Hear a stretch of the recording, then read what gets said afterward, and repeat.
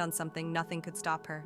She sent me some texts, updates like "Lash, 2 hours left," or the picture of the entrance of the cave, but then the updates stopped.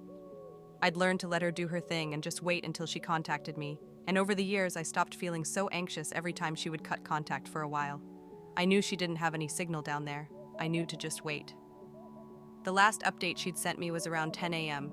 It was midnight now, and as I tried to fall asleep, something wouldn't let me. I kept seeing her when I closed my eyes, imagining her down there, swallowed by the rocks. I twisted and turned in my bed the same way she did, deep into the ground. My clothes were drenched in sweat, and I hoped she had just forgotten to update me and that she was out of the cave. At one point, my phone buzzed. I shot up and glared at the time. It was a little over 3 a.m. It was spectacular. I rubbed my eyes and felt the weight lift off my chest. Thank God.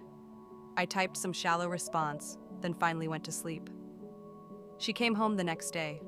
At first, I didn't recognize her. Her cheekbones were more prominent, and she hadn't washed herself. She was drenched in mud and smelled of rot.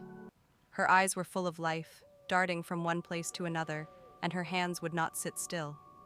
She didn't speak much. I didn't know what it was, but I assumed something had happened down there that scared her enough to change her mind.